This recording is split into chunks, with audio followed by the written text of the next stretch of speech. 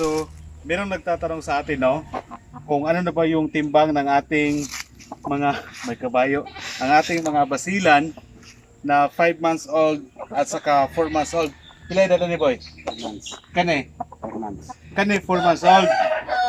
Kini 5 months old. So, actually, ang timbang ng basilan ay iba-iba ang timbang ng ating basilan. Hindi uniform yung kanilang timbang.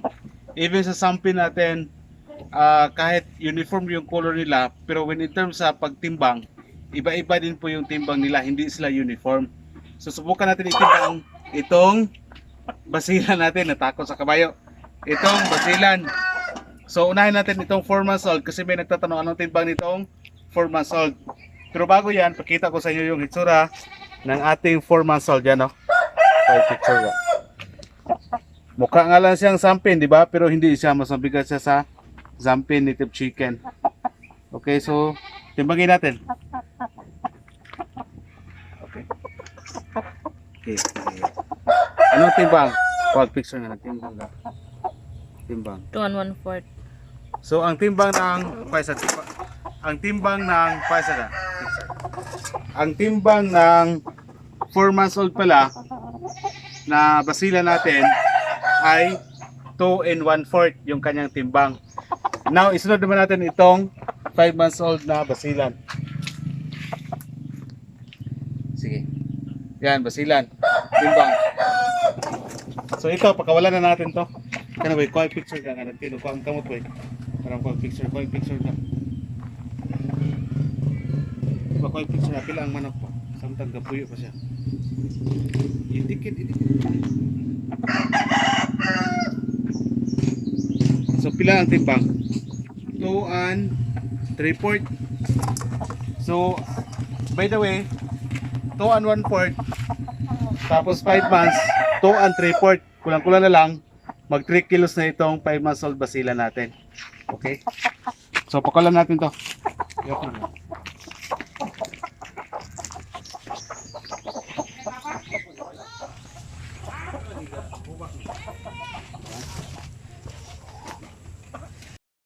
So, ito, subukan natin din to. 1-year-old na ito na basilan. So, ito, bago lang to, pinapahinga pa lang natin to. Dahil namamayat sa ilang buwan natin ginagamit sa breeding. Okay, yan ang basila, no? Malaki rin. Subukan natin itimbang. Uy!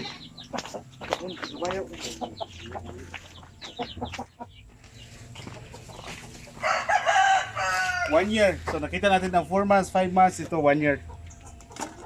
Okay, kaya timbang. Ikalay tanaw. Ako ni siya nga manok. Sa digagalyo kang scale. Murag nasa sa 3 kilos. 3 kilos. 3, oh. Full set ko 3. So yun nga, no? Insakto na 3 kilos yung ating basilan. So hindi siya umabot ng 4 kilos, 5 kilos. Baka hindi na yun basilan kung aabot ng ganyan. So sa atin, no? Basilan. 1 year mahigit, gamit sa breeding, pero nagtimbang pa rin siya ng 4 kilos. So at least sa mga nagtatanong kung ano yung timbang ng 4 months, 5 months, 1 year, nakita na natin.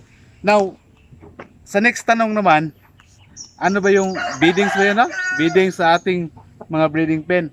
Sige, tingnan natin. Pakawalan muna natin to.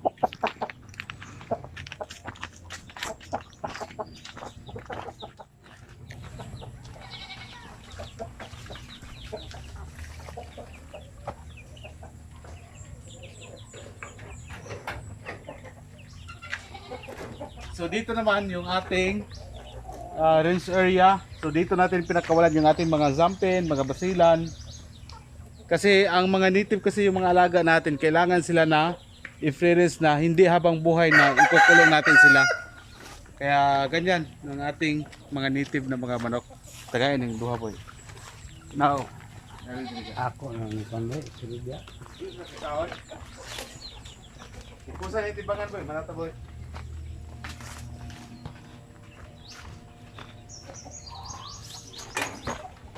So dito naman, ang problema ko sa native, isa to, ganyan, may naglilimlim.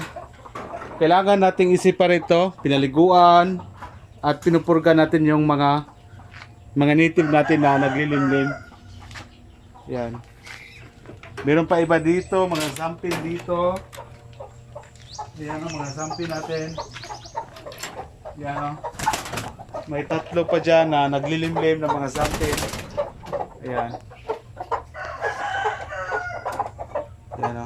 Naglilimlim po yan sila. So dito. So dito, example dito.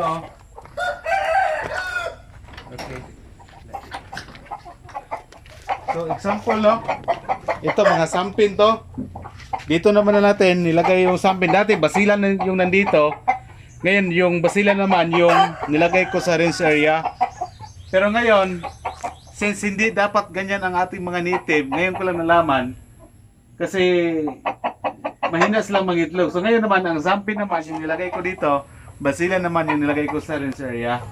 So ngayon regarding sa beddings natin dito no, wala tayong nilagay na rice hull or kung ano-ano man para sa ating mga manok kasi ayaw natin magdagdag ng gastos kasi magastos ang manok sa feeds, vitamins, gamot at ano pa. So ayaw natin magdagdag ng gastos. So ginagawa natin dito, wala siyang rice hull kasi tag 60 ang per sack ng rice hull, so medyo mahal. Kailangan siguro dito mga 5 sako. Then after mga ilang weeks kukunin na naman, papalitan naman, so magastos na. Ang ginagawa namin dito almost every day ay nililinis to. Kaya okay lang na kahit walang rice hull yung ating mga breeding pen as long as nililinis po natin to. Based po sa aking personal experience, sa aking observation sa ating mga manok, wala namang nagkasakit dito sa breeding pen nila dahil nililinis naman natin yung kulungan nila. Nag-spray tayo ng mga Sunrox para maano yung mga bakterya sa ating mga manok. Para sa ganun, hindi po magkasakit yung ating mga breeders. Kaya nakita nyo, okay lang yan sila. So sa mga nagtatanong pala, kung anong breedings, hindi na kailangan yan. Huwag nang gagastos niyan. Ang kailangan lang yan, linisin yung ating mga breeding pen nila. Enough na po yan. Hindi na kailangan gagastos pa ng rice hull. So hoping no na nasagot ko po yung mga tanong ninyo. So sa iba na mga katanungan, next time na lang, isa-isahin natin yan kasi ang daming nagtatanong. So gagawa tayo ng content no para sa sa mga nagtatanong. Okay.